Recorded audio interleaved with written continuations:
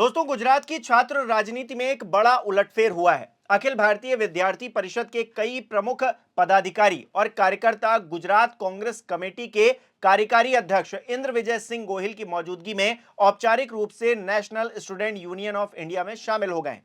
इस घटना को छात्र राजनीति में एक महत्वपूर्ण मोड़ माना जा रहा है। एलडी आर्ट्स कॉलेज के एबीवीपी उपाध्यक्ष कमलेश कुमार धूलाभाई परमार, मंत्री दर्शन तड़वी, संयुक्त मंत्री भाविन मकवाना, नव गुजरात कॉलेज के अमूल वरेचा, अंकित गुरासिया, हार्दिक परमार, मेहुल सरानिया, विराम राठवा, पीयूष राठवा समेत बड़ी संख्या में एबीवीपी कार्यकर्ताओं ने एनएसयूआई का दामन थाम लिया है। छात्रवृत्ति के मुद्दे पर पिछले 2 साल से छात्रों में भारी आक्रोश था। बार बार शिकायत करने के बावजूद एबीवीपी की चुप्पी ने इन छात्र नेताओं को मजबूर कर दिया कि वो संगठन से नाता तोड़ लें। जानकारी के मुताबिक अब ये सभी नेता एनएसयूआई के साथ मिलकर छात्रवृत्ति मामले में आंदोलन करने की तैयारी कर रहे हैं। एलडी आर्ट्स कॉलेज और नव गुजरात कॉलेज जैसे प्रमुख कॉलेजों में एबीवीपी लंबे समय से सक्रिय रही है, लेकिन छात्रवृत्ति वितरण में लगातार हो रही अनियमितताओं ने छात्रों का धैर्य तोड़ दिया है। हजारों छात्रों को उनकी छात्रवृत्ति नहीं मिल पाई है और देरी से मिल रही है, या फिर जिससे उनकी पढ़ाई प्रभावित हो रही है। कमलेश कुमार धूलाभाई परमार ने बताया है कि उन्होंने संगठन के अंदर कई बार इस मुद्दे को उठाया, लेकिन कोई ठोस कार्रवाई नहीं हुई। आखिरकार छात्र हितों को प्राथमिकता देते हुए उन्होंने और उनके साथी जो कार्यकर्ता हैं, उन्होंने एबीवीपी छोड़ने का फैसला किया। इंद्र विजय सिंह गोहिल ने इन सभी नए सदस्यों का स्वागत किया है और उन्होंने कहा है कि एनएसयूआई छात्रों के असली मुद्दों पर लड़ाई लड़ने वाला संगठन है।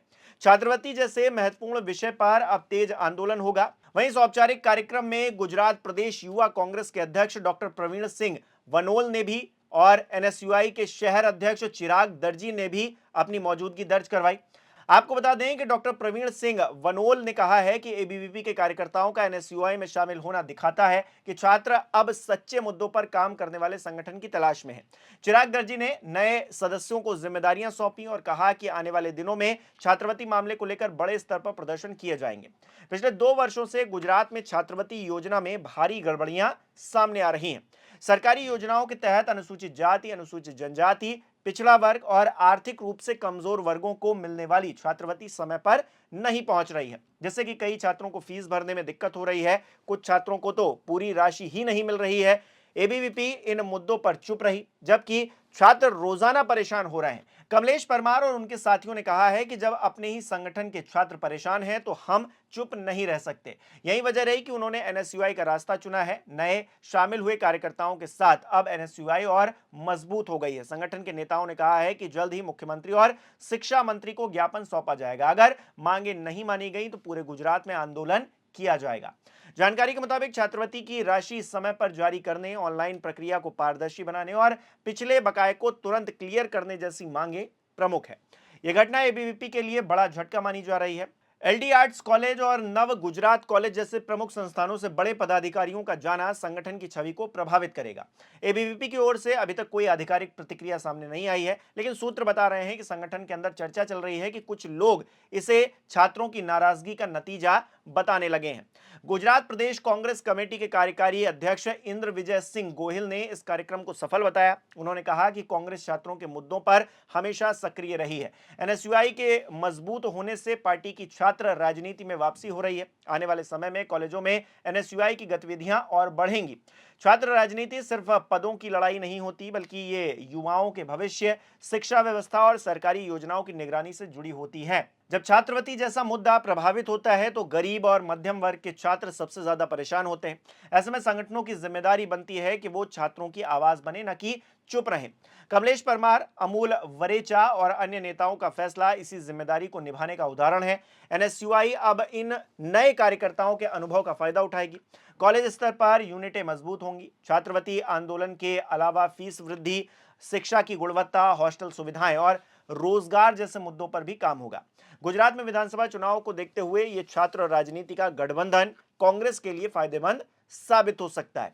कार्यक्रम में सभी नए सदस्यों ने एनएसयूआई का झंडा और बैज पहना। उन्होंने एबीवीपी छोड़ने और नई जिम्मेदारी संभालने की शपथ ली। वहीं वहां मौजूद युवा नेता डॉक्टर प्रवीण सिंह वनोल ने छात्रों को प्रोत्साहित किया। चिराग दर्जी ने कहा कि अब छात्रों के मुद्दे सड़क से लेकर विधानसभा तक उठाए जाएंगे।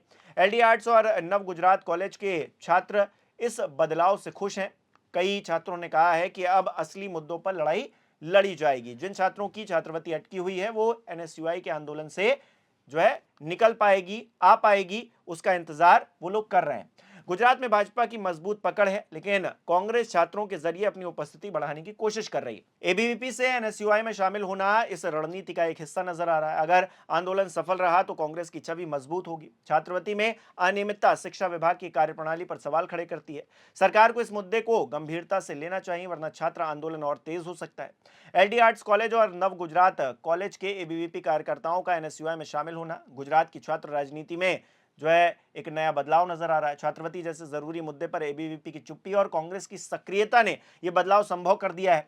अब देखना यह है कि नई टीम छात्रों की समस्याओं को कितना हल कर पाती है। आने वाले दिनों में छात्रवृत्ति आंदोलन गुजरात की राजनीति का केंद्र बिंदु बन पाता है या नहीं। यह घटना साबित करती है कि छात्र संगठनों की जो साख है वो उनके काम से बनती है, ना कि नाम से बनती है। छात्र हितों की रक्षा करने वाला संगठन हमेशा आगे रहेगा। इस खबर में फिलहाल इतना ही। हमें कमेंट करके जरूर बताइएगा आपकी इस खबर पर क्या राय है। फिलहाल के लिए इतना ही। ऐसी ही तमाम बड़ी और राजनीतिक खबरों के लिए बने रहिए 4 PM गुजरात के साथ। बहुत बहुत धन्यवाद।